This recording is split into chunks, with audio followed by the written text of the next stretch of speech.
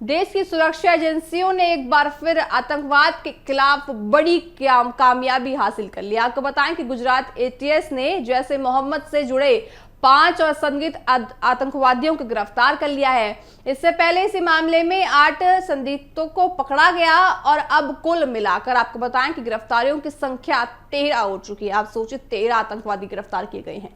शुरुआती जांच में सामने आया कि मॉड्यूल देश में बड़े पैमाने पर बम धमाकों की साजिश रच रहा था। गुजरात एटीएस को खुफिया इनपुट मिला था कि जैसे मोहम्मद से जुड़े कुछ लोग राज्य में सक्रिय हैं। इसके बाद कार्रवाई करते हुए टीम ने उत्तर गुजरात के आपको बताएं कि आसपास के इलाकों में 5 और संदिग्ध गिरफ्तार की यानी कि गिरफ्तारी की करना चालू कर दिया। बताया जा रहा है कि पहले पकड़े गए आरोपियों से पूछताछ के दौरान ही इन नए संदिग्धों का सुराग मिल जाए।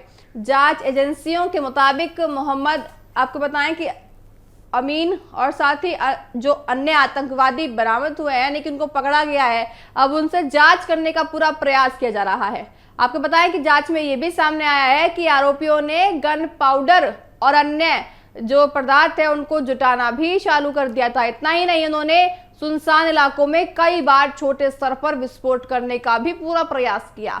अब एजेंसियां ये पता लगाने की कोशिश कर रही है कि साजिश का दायरा कितना बड़ा है और कौन इसके पीछे शामिल है और कौन कौन यानी कितने लोग और शामिल है। जांच में एक और बड़ा खुलासा सामने आया है। शुरुआती जानकारी के अनुसार गिरफ्तार किए गए जो सोशल मीडिया पर जो आतंकी है उनके जरिए पाकिस्तान में बैठे एक कथित हैंडलर अब्दुल्ला साहब के संपर्क में भी ये बताए जा रहे हैं। आप सोचिए कि हिंदुस्तान में बैठे थे आतंकवादी और पाकिस्तान में भी इनके कनेक्शन है, तो आप सोच सकते हैं कि आने वाले समय में कितना बड़ा विस्फोट भारत में करने की सोच रहे थे। एजेंसियों का दावा है कि उसी के निर्देश पर गुजरात में आतंकी नेटवर्क खड़ा करने की कोशिश भी ये कर रहे थे।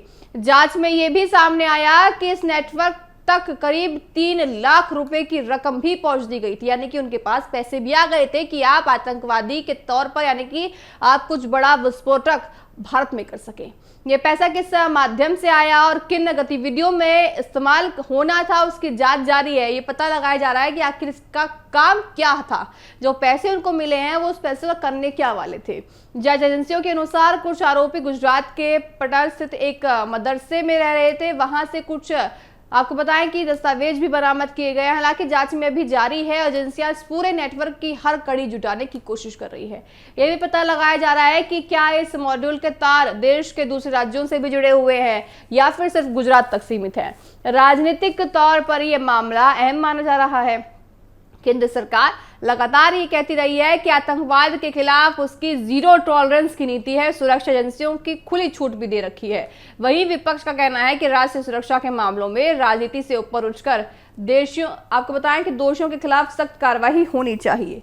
साथ ही आपको बताएं कि जांच पूरी पारदर्शिता के साथ आगे बढ़ा दी गई है। फिलहाल सबसे बड़ा सवाल यही है कि क्या ये नेटवर्क पूरी तरह खत्म कर दिया जाएगा या इसके आगे की भी कार्रवाई होगी और कौन कौन इसमें लोग शामिल है, ये भी अभी पूरी जांच हो रखी है।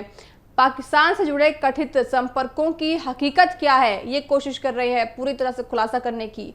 और क्या देश के अन्य राज्यों में भी इस नेटवर्क की मौजूदगी है? इन सभी सवालों के जवाब जांच पूरी होने के बाद ही सबके सामने आ पाएंगे। लेकिन इतना जरूर है कि गुजरात एटीएस की ये कार्रवाई ने एक बार फिर ये संदेश दे दिया है कि देश की सुरक्षा एजेंसियां हर आतंकी साजिश पर लगातार नजर बनाए हुए हैं और किसी भी खतरे से निपटने के लिए पूरी तरह सतर्क है। तो आप सोचिए जरा, जिस तरह से सभी आतंकियों को पकड़ा गया है, ये कितना बड़ा विस्फोट करने की भारत में सोच रहे थे। आने वाले दिनों में क्या कुछ नहीं करते